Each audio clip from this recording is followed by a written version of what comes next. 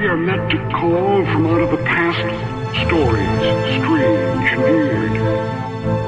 Tales of mystery and terror by radio's masters of the macabre.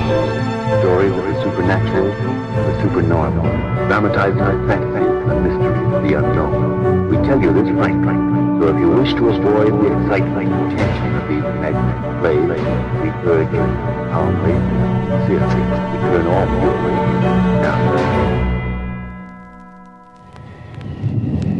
Welcome back to The Horror, and thank you for joining me once again. We're going to hear from the Hall of Fantasy today, a series that debuted in 1946 over KALL in Salt Lake City, Utah, aired there until 1947, took a break for a couple of years, returned over WGN in Chicago in 1949, where it aired until September of 1953. Our story today was first heard December 11th, 1950. It's titled The Man in Black. And now, the Hall of Fantasy. Welcome to the Hall of Fantasy.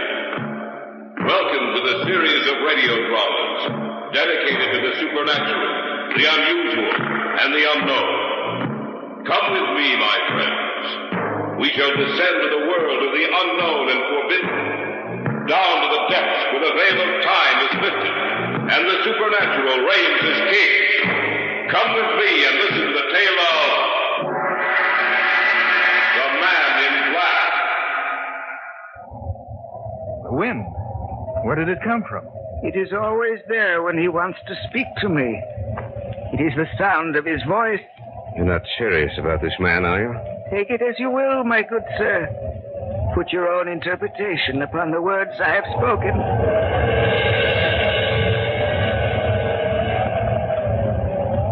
Yes, master. I understand. What did you say? I answered him. What do you mean? The wind. The mocking sound of the wind is his voice. He has seen. He has looked into your minds and seen you. But he sees only one woman in both of your minds. First, she shall die, then you, both of you.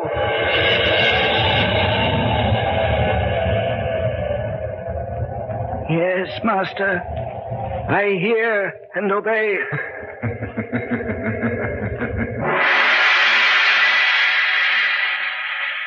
In just a moment, the Hall of Fantasy will present The Man in Black. And now for our story.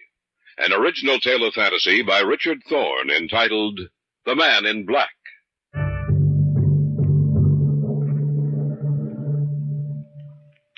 We live in a world which borders at times on the unreal. A world that cannot explain the various phenomena which seem to have neither beginning nor end. That subtle, fleeting power of perception which reveals itself to a human being only at infrequent intervals throughout his life. That sudden, sharp feeling that danger or death is near. These things mankind cannot explain. This sixth sense of warning never appears when we go about our everyday tasks, but only when we're faced with an insurmountable problem, imminent and deadly peril. Such is the tale of The Man in Black.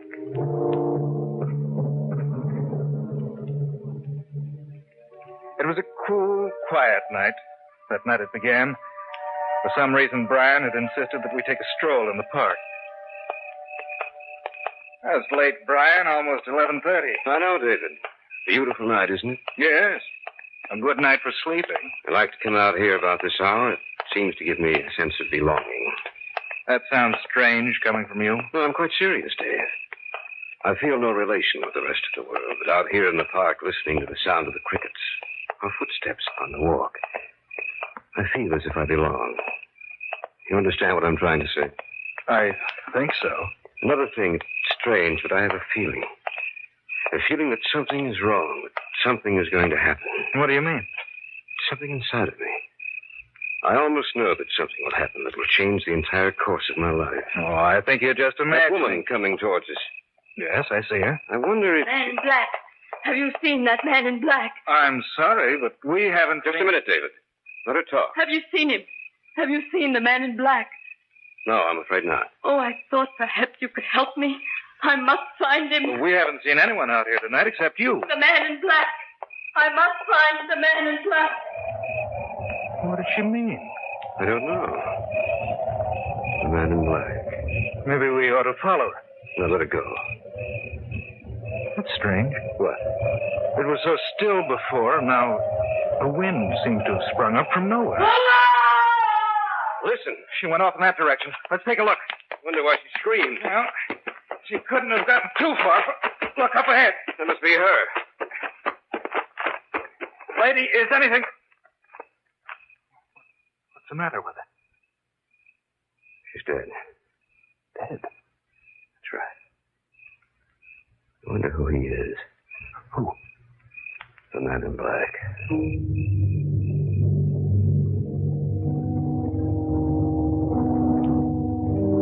We called the police and told them everything we knew. There were no marks on the woman's body, nothing to indicate the manner in which she died. The police were inclined to believe she died from natural causes.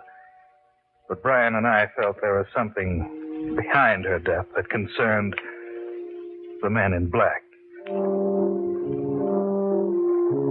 I didn't see Brian for almost 2 weeks. At the end of that time, I received a call from Carol Deming, Brian's bride-to-be. Hello? David, I hope I didn't disturb you. Oh, of course not, Carol. David, Brian wants you to come to dinner tonight. Any particular reason? I think so. What is it, do you know? No, I'm not sure. David, I'm frightened. Brian's been so strangely mysterious lately. He seems obsessed with only one idea. Something about a man in black.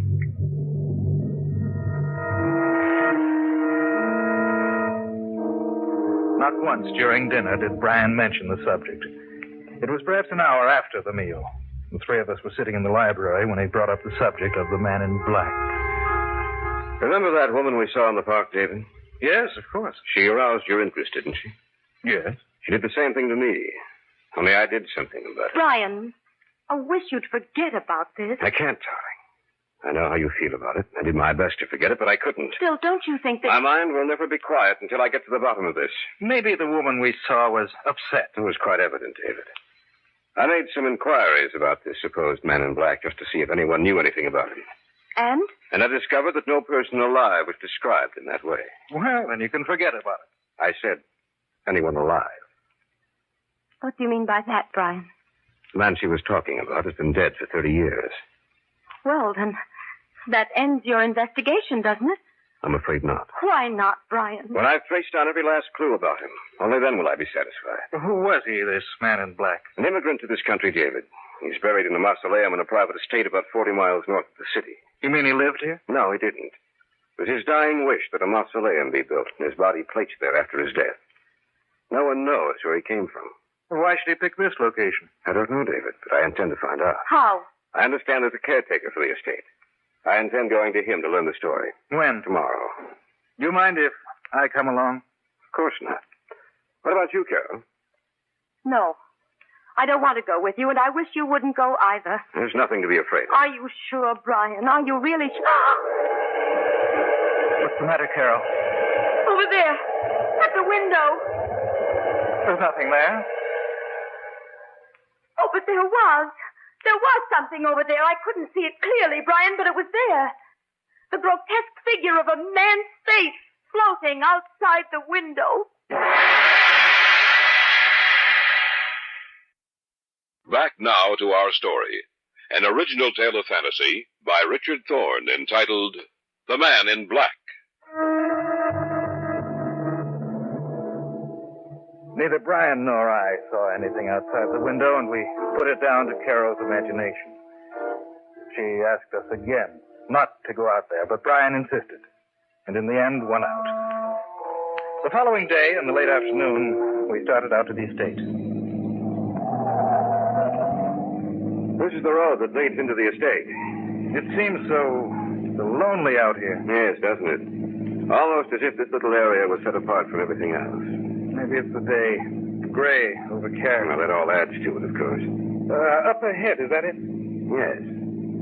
Well, that one building with that semicircle of trees behind it. I thought you said he was buried in a mausoleum. He is. You mean that? I don't like this, Brian. Are you afraid? Maybe. Look, there's an old man standing in the doorway. Looks as if he were waiting for us. Wouldn't be surprised if he was. Well, let's go meet him. Maybe we ought to go back. Of course not. We've already come this far. We'd be crazy to turn back now. Good day, gentlemen. I've been expecting you. We've come to find out. No need to tell me. Just follow me, please. He said you would be here about this time. Who? I'll tell you later. So dark in here. Your eyes will become accustomed to it, the darkness. Just come with me. What do you think? I don't know. You said something? No, nothing at all. This is the room. Right in here. You wish to learn of the man in black.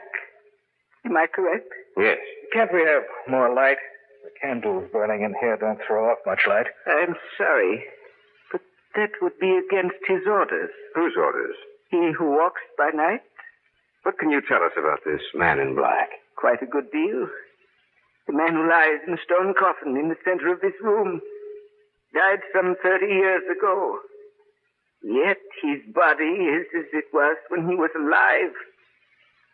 Perhaps you would like to look at him. No. Sorry. You ought to look upon him. After all, he has laid claim to you already. What do you mean? The woman you met some time ago. She was the first link in the chain.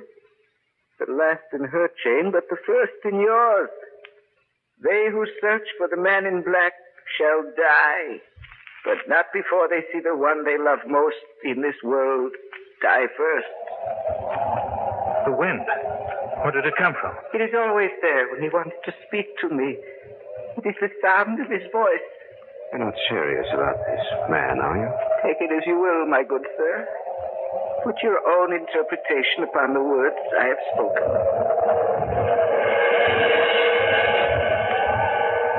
Yes, master.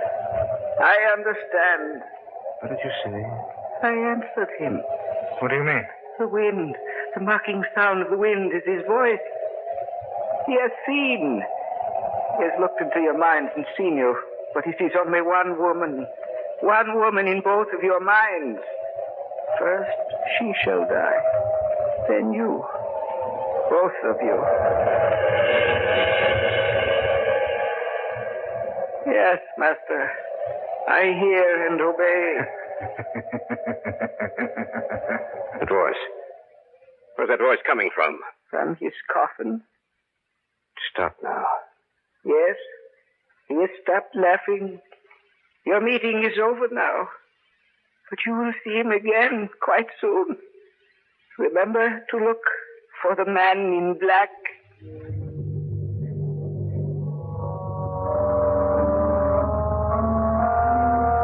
The old man showed us out of the mausoleum. So cold and lifeless. So frightening to behold. We sat silent for some minutes as we drove back. But then Brian broke the unnatural quiet. I didn't know you felt that way about Carol. Oh, he was mistaken, Brian. You're not a very convincing liar, David. It's true, isn't it? Yes. I'm sorry. Forget it. All right. What do you think? About the story the old man told us? I hope he's crazy. What if he isn't? Then I don't know. I just don't know. When we get back to town, Dave, we'll pick up Carol and head for my place. Why? It's strange, but something tells me that what the old man said was true.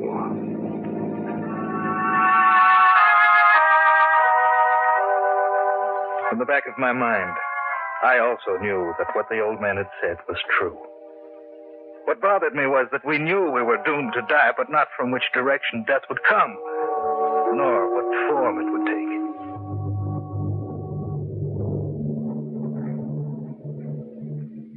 We phoned Carol from a little roadhouse just outside the city. She was waiting for us when we pulled up in front of the apartment building in which she lived. From there, it was only a short drive to Brian's place. And that's the story, Carol. I can't believe it. You know, sitting here in your house, Brian, with the lights on like this and everything so normal, I find it difficult to believe myself. Perhaps we were mistaken, Brian. Maybe nothing will happen. You really believe that, David? I'm trying to. Just a minute. What time was it when you were out there? Oh, it must have been about 5. Why? Well, maybe it was my imagination, but just about that time, I heard someone laughing. The voice came from behind me. I turned around to look, and no one was there. It could have been the laugh we heard. But we were there. How could she possibly have heard anything at the precise moment we did? The old man said it was his voice issuing forth from the coffin, the voice of the man in black. No. What's that? It's just thunder, Carol. It's been threatening to rain all day. Every time the old man said he heard the voice, did you notice how the wind would spring up? There was another sound, too. I don't know what it was. It was there. I'll never forget it. Oh, what are we going to do? Well, I'm going to hire bodyguards, take protective measures against anyone getting... Listen. The wind. And that sound we heard in the mausoleum. Where's it coming from? I don't know. Carol, what's wrong? What's the matter? There's something at the window. Face. Terrible twisted face. Oh, do something. It's gone. The window's broken. It was looking in at us, watching the three of us. And those eyes. Those terrible eyes. I'm afraid, Brian. Brian, you have to do something before it's too late. Back now to our story. An original tale of fantasy by Richard Thorne entitled The Man in Black.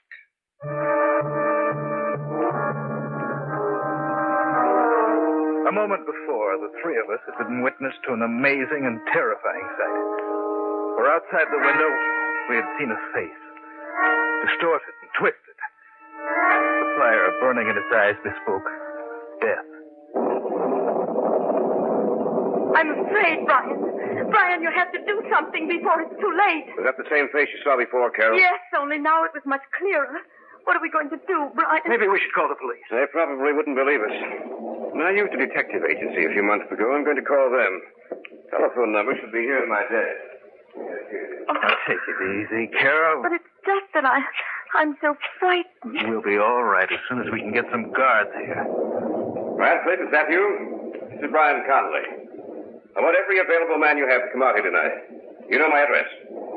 Yes, thank you. They'll be out here as soon as possible. Is Radcliffe coming? No, but we'll have 8 men here in the house to give us protection. We'll stay here, the 3 of us. That way we'll have a better chance. Oh, if only you hadn't been so interested in what that woman had to say, Brian. But I was, and I'm sorry. That's over and done with, Carol. I'm as much to blame as he is. Oh, I suppose we all are. There's nothing we can do except wait, Carol. But I'm sure the man in black won't call on us again. Not when we have help.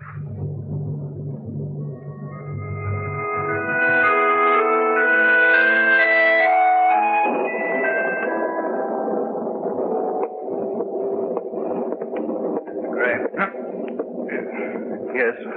What do you want? I'm just checking up on things, sir.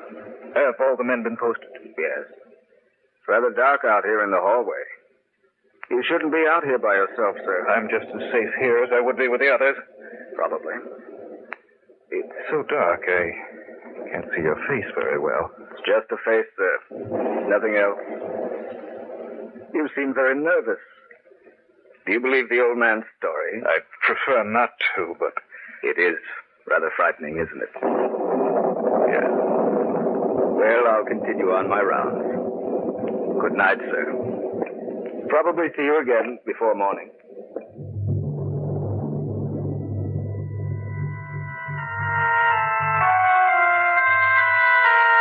The guard somehow disturbed me. There was something unusual about him. In the gloomy hallway, I couldn't see his face. Of course, in the shadows, it was difficult to tell what color his clothes were. Who's that? David. You startled me. Are you alone down here? Yes. Where's Carol? She had a headache. Went upstairs for a nap. Well, she shouldn't be alone. There's a man stationed outside her door. So quiet in the house. One of the guards just passed me in the hallway, asked me if I believed in the story the old man told us. The guards don't know anything about the story. Are you sure? Of course I am. The only thing they've been told is to watch for a man in black clothing. Why should the guard know anything? Did you see his face? What was he wearing? Well, it was too dark out there in the hallway. Of course, he might have heard something about it. No, he couldn't have. I didn't even tell Radcliffe the story. But how did he know it? Unless he was the man in black. There's something about him that seems so strange. I can't place it, but he frightened me. We better search the house. Listen. The wind again. That sound. He is here in the house. It was Carol's voice. Then that man wasn't a guard. Come on. Guard! Guard! Nobody answered. Carol, are you all right? Carol! Anything has happened to her? The door to her room. It's open. Carol. She's dead. Just like the woman in the park. She can't be. What happened to the guard outside her door? What happened to all of the guards in the house, Brian? I haven't seen a single one on our way up here. Did I ever start this? We'd better call the police. Is there a phone up here? No extensions up here. Your phone. I'll stay here with Carol. It won't do you any good to stay up here, Brian. She's dead. You better come with me. I guess you're right. Oh, Brian, I'm sorry. I should have known that the man in the hallway Not your fault. I'm to blame. I started this. I can't understand what happened to the guard. Whoever he is, whatever he is, he has a power, David. Something evil and malignant. To send the guards away would be a simple matter for him. You can use the phone in the library. You look all done in, Brian. You'd better sit down in that chair over there. All right. Never forgive myself. I hope they can get here in time. I don't know what will be. Say, that's strange. What? I'm not getting any dial tone. Something's wrong with the phone. Oh. What's the matter, Brian? Nothing. I can't get to the police. The lines must be down. Yes, there must be. I thought I heard you moan when I was trying to get to the police. You were mistaken. It's rather dark in here, and with you sitting in that chair with your back to me, your voice sounds different. Does it? Yes. Stay where you are. Something's wrong with you. What is it? Don't you know? No. Perhaps you should look at my face. You're not Brian. The man in the hallway, you're... The man in black. What happened to... Your friend? We exchanged places for a while. You mean he's dead? That's correct. As you will be soon. Don't come any closer to me. Are you afraid? Why don't you run? I can't move. Now, you see him. The man in black, face to face. And now, you die.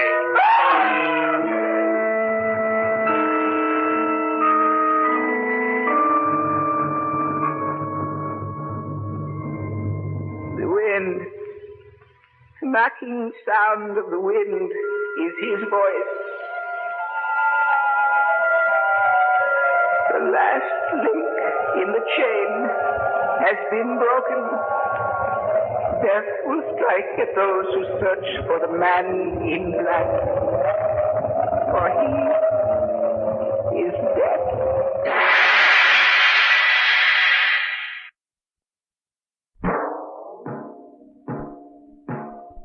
So runs tonight's tale of the unusual, the terrifying, the unknown. Join us again when next we journey down the corridors of the Hall of Fantasy to hear another strange tale of the supernatural. All characters and events portrayed in these programs are fictional, and any similarity to actual events or persons, living or dead, is purely coincidental.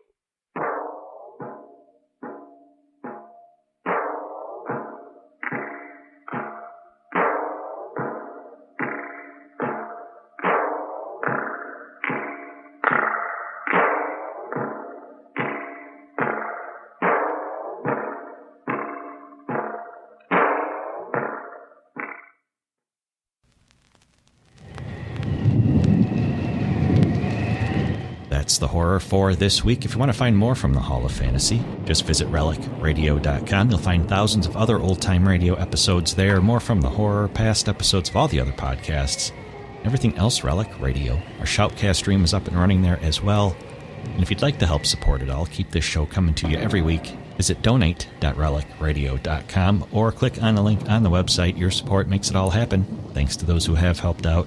Thanks for joining me today. Be back next Saturday with another episode of The Horror.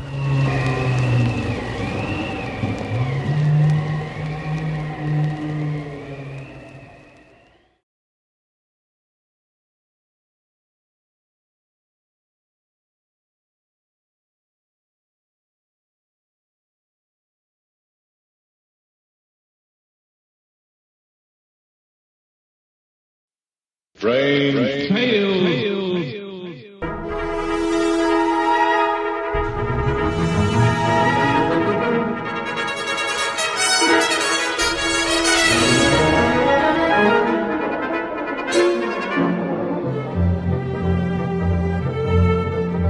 RelicRadio.com presents tales of the strange and bizarre, the weird and the wicked. Stories not necessarily of the supernatural, but of the unnatural.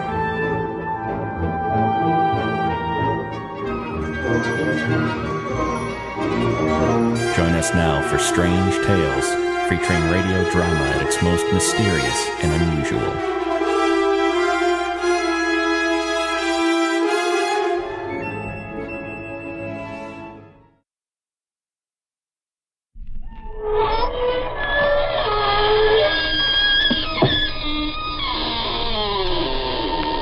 Good evening, friends. This is your host to welcome you through the creaking door into the inner sanctum.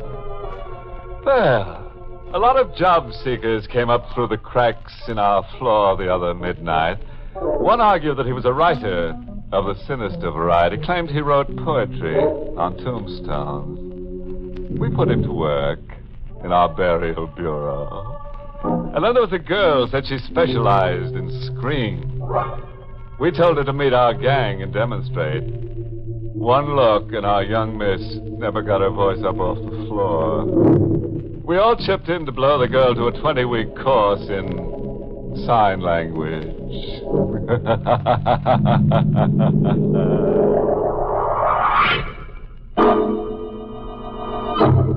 Tonight's Inner Sanctum mystery, Appointment with Death, was written by John Robert and stars Charlotte Holland in the role of Janet, with Carl Swenson as Richard. Tonight's story is custom tailored for the timid. We guarantee a fit. Manhattan's East River Harbor. Cold gray granite, an architectural eyesore imported from the old world. A high wall and iron fence hide its secrets from the city's teeming millions. Inside the high wall, a woman in black walks slowly toward a man. The man is silhouetted under the moon, bending over a lilac bush. Richard. Oh, I'm sorry I startled you, ma'am. I am trespassing, I know, but I couldn't resist your garden. I'll go. No, wait. You are not Richard. You're staring as if you don't see. My eyes are old. Turn your face to the moon so I can see you. All right. I've forgotten. So many faces have been Richard's. So many, many faces everywhere.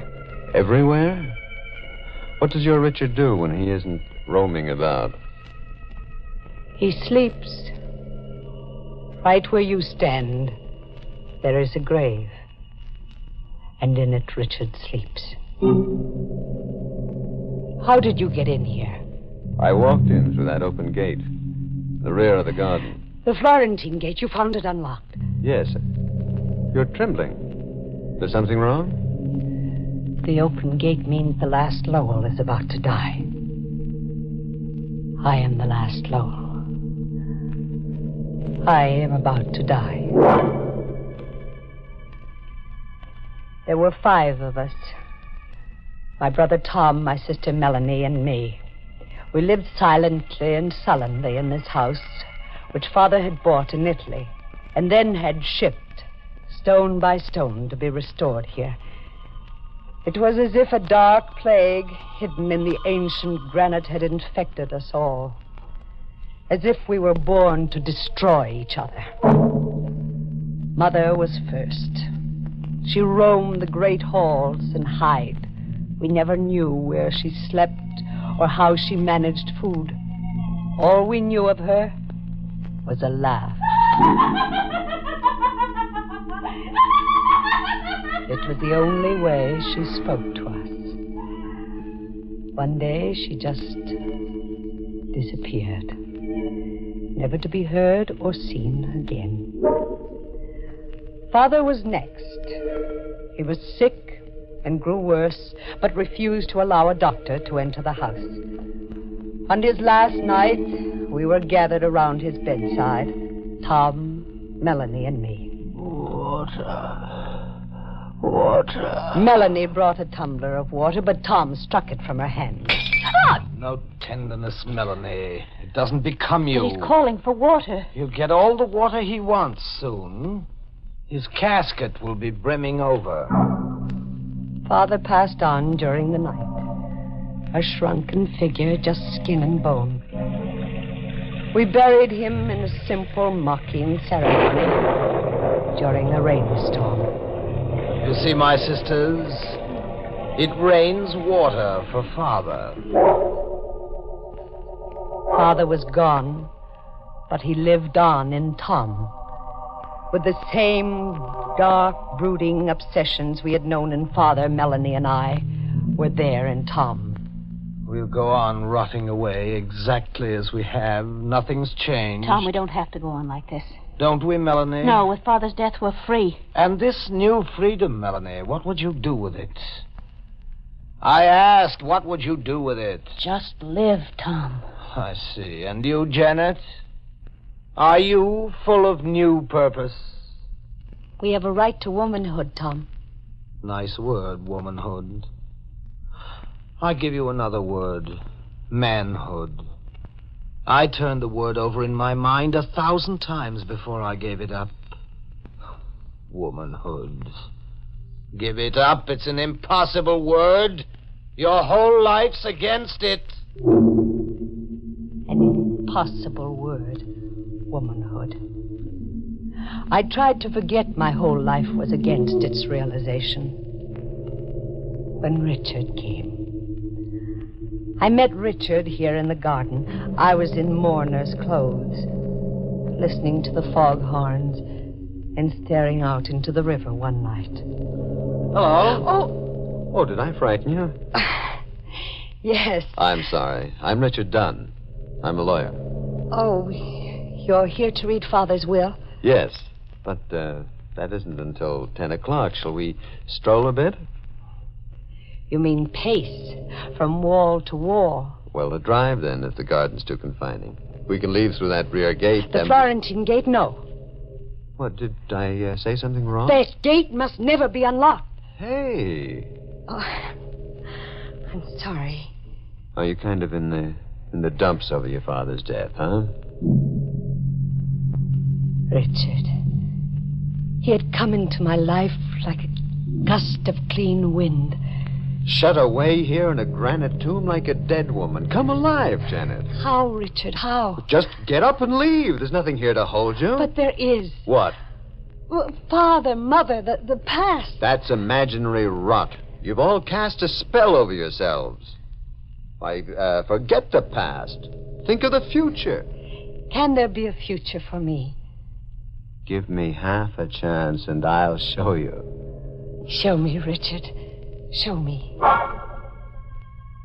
But Richard never got that half a chance. My life was against it, and my fears, and Tom, my brother. One night, Tom saw to it that Richard or I would never get that half a chance. I was asleep in the grip of an old nightmare, an old fear that haunted my sleep. In my dream, There was a knife. A cold, cruel steel blade moving across my face, marking me, and I screamed.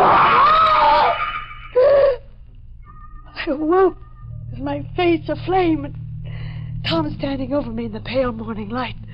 You have no beauty anymore, Janet. No beauty? Oh, Tom, I dreamed of a knife branding me. An old dream with you, Janet. Tom, my face! The scar will heal, and you'll wear a black veil. No one will look upon your face. The scar healed. I wore a black veil, and no one looked upon my face. I hid as my mother hid. I hid and spied and eavesdropped. I hid from Richard, too. In time, Richard stopped asking about me as his infatuation for Melanie grew. I eavesdropped on 100 intimate talks they had, Melanie and Richard, but I remember one. They were in the music room. Melanie, come away with me. You're just speaking to Janet through me. No, I've forgotten Janet. She's disappeared. She's gone. It's you that I want. Why, Richard? Why do you want Janet or me? I don't know. Sometimes I feel compelled, as if somehow I was fated to come here. I feel that I must pull one of you from this contamination. Melanie, say yes. Well, at least I need time to think. But I'm going away. Well, when you come back, if you come back. I'll come back. You write to me? Yes. Yes, Richard, I will write to you. Melanie and Richard. I had lost him. And I was lost. I had lost him, but Melanie would too. Melanie must lose him too. I stole Melanie's letters to Richard before the postman could pick them up. Finally, I intercepted a letter from Richard to Melanie, steamed the envelope open, and substituted a typewritten letter I had written. And then I watched Melanie tear the envelope open. It's a letter at last from Richard. I watched her read it eagerly, then silently. I could hear the words I'd put into Richard's mouth whisper in my brain. Melanie, if you can ever forgive me. But here, out in the world, it's as if I'd never known you. I see men at play and I hear women laugh, and I remember that these are the things that are really me. If you can ever forgive me. Oh, no. Bad news, Melanie? Oh, bad news? Oh, no, it's good news. The best for Richard. He's escaped. He almost became one of us, but he escaped. Melanie. It's a wonderful world he's escaped into. A world of laughing women. Laughing women, Janet. When did you laugh last? Laughter isn't for us. Nor marriage, Melanie. Nor escape? Nor escape. Oh, but you're wrong, Janet. There is escape for both of us. Your escape is the Florentine Gate. The gate opens and you escape into death. Melanie, stop. Your heart cannot stand the strain. Oh, but that's my escape. My heart. My poor, wonderful, unpredictable heart. We worried about it as children, you remember? You used to put your hand on it and count. Well, Janet, put your hand on it. Now. Melanie, now. You're deliberately provoking an attack. Put your hand on my heart, Janet. Just one last time. Melanie, now stop it, please. The storm in my heart dies, and the lights go out. Goodbye, Janet. Melanie! She had fallen, as if she had willed her own death. Poor Melanie. It was all too much for her. Tom, she dropped dead right before me. Melanie dropped dead. If you feel more comfortable thinking of it that way. What do you mean? That Melanie's collapse was a bow to your talent for writing letters. Or to put it crudely, that you murdered her.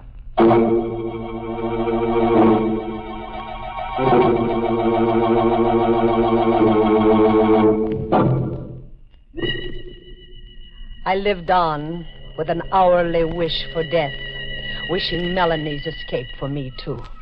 But death was to come to me last. First, Richard was to come back, re-enter our lives, as if the touch of us had contaminated him. I was in the garden here, lost in the foghorns and the noises of the river. Hello, Janet. Richard. I've come back. To you, Janet. To me? No, Richard, not to me. Yes, to you. I've come to know that it's always been you. And only you. But you gave your pledge to Melanie. I heard you. That was only compassion. It wasn't love. It's not the feeling that I have for you. No, Richard, you mustn't. No, you can't hide from me anymore, Janet. You can't veil your face or your heart. If I were to raise my veil, if you were to see my face. See your face? Yes, Richard. Look. What do you see? A mark running the length of your cheek to your eye. A brand, Richard. But how? Tom? Never mind how or who. Your love cools. Oh, does it? Did you really think that beauty was just something outside? Come. We'll tell Melanie about us. Tell Melanie. Telling Melanie is something to do. Well, why can't we tell Melanie? Openly and honestly. For a simple reason, Richard. Melanie's dead. Richard wanted me, only me. And I wanted him, if only for a moment. It was an impossible wish, but I turned my thinking aside. I packed to elope. You're forgetting, Janet, that your whole life is against it. Now, Tom, don't try to stop me. Don't pull me deeper into your insanity. Third finger, left hand. When he slips the wedding band on, how will you keep him from seeing the blood? Tom, please. And the uninvited witness standing between you. How will you stare Melanie down when you say, I do? Now, Tom, stop. Stop playing on my feelings. And how will Richard take the dowry you bring him, Janet? A dowry of murder, blood, and guilt? Tom went straight to Richard. And it was another Richard who came to me. His face was grim, the gentleness gone. His eyes were bright and hard. Change your dress, Janet. Change it, Richard? Yes. You will be married in the blackest black. We have an obligation to the dead.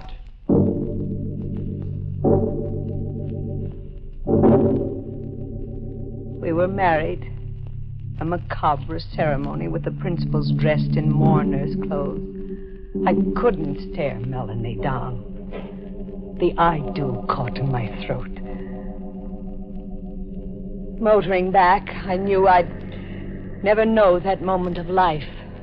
We'll go back to your house, Janet. No, not my house. Yes. Only to your house.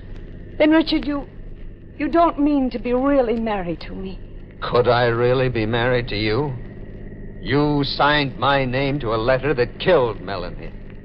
Yes, I wrote the letter that broke her heart. And Melanie will always be there between us, making any happiness impossible. We'll live in your father's house. Dark, malignant, hating, punishing each other. Marriage was a new nightmare. I watched Richard brood, watched his sensitive mind slowly slip into darkness, and I wished him dead. For his sake and mine. The ghost of Melanie sits beside me. You see her, Janet? Richard, go away. If there's a shred of reason, please go away. Oh, come. Here, sit on the bench with Melanie between us. I insist that you sit! My arm. Oh, I clawed your arm. Another brand scars your lovely white flesh. Richard, you can't stay here anymore. You can't live in this house anymore. I don't want to. But I must. He grew worse steadily. I dreamed of escaping him, being rid of him somehow. It was a nightly dream. Every night in my sleep, An old dream mixed with the new. The knife. The same knife that had lived in my nightmares for so many years. But this time the knife was in my hand. This time I was hovering over a victim. This time I was the attacker. Janet! You won't torture me anymore. No, Richard. Janet, no! I won't live with your eyes on me anymore. No, don't! I'm dissolving our marriage. No, Janet!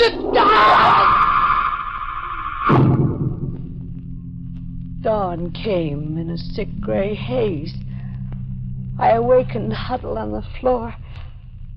Tom was in the room with me. I could feel his presence. Good morning, Janet.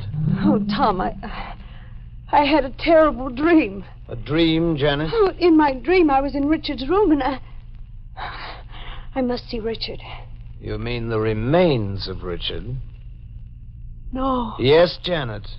You murdered Richard quite thoroughly. No, it's a lie. I couldn't do murder. Is it a lie, Janet?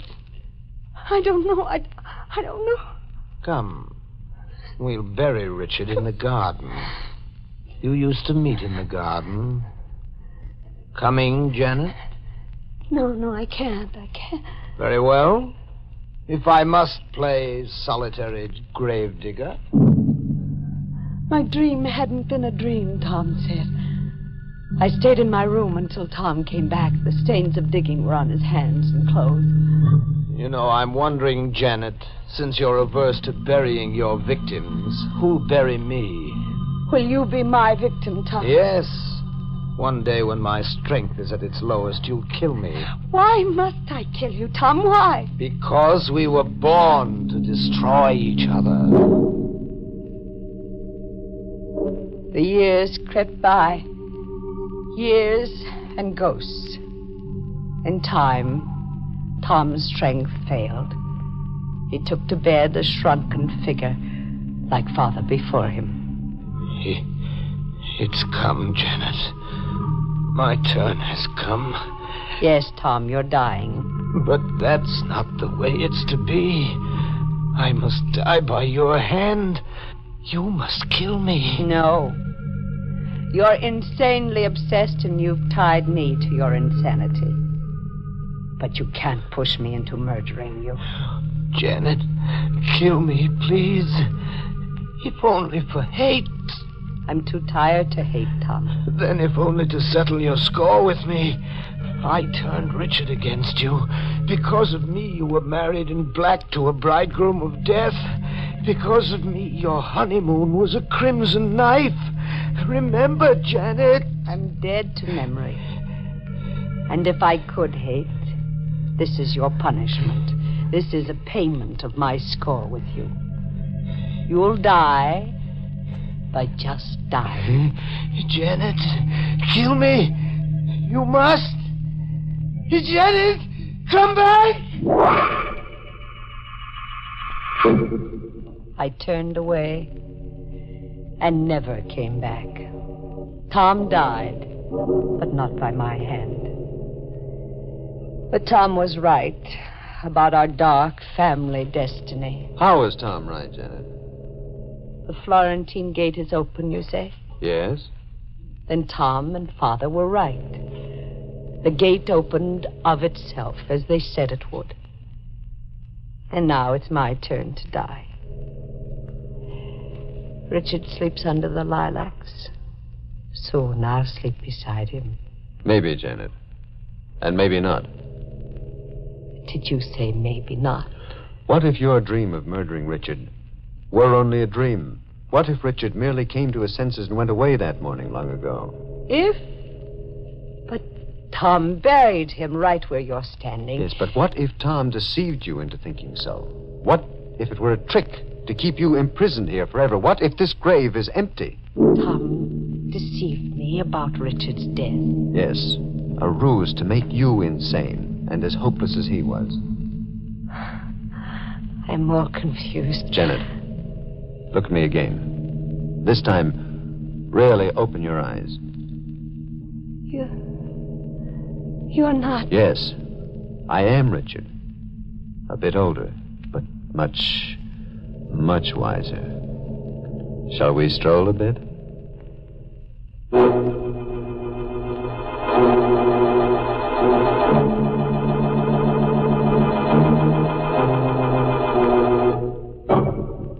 one way of getting out from under a lilac bush. Tender love story. Dream girl and rover boy. A love so haunting that everyone round it was touched in the head.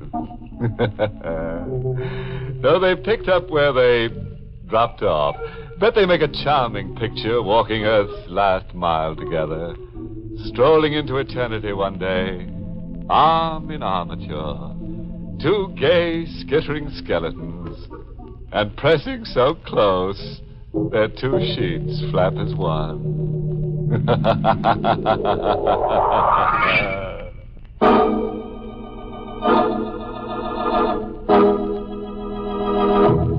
Good night. Pleasant dream.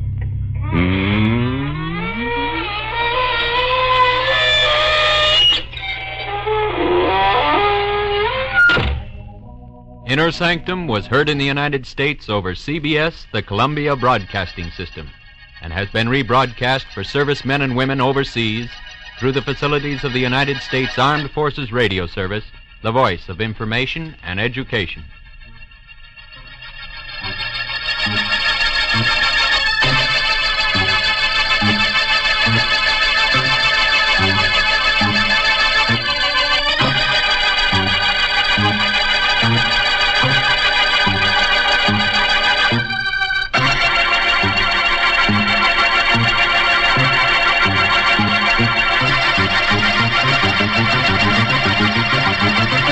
Thank you.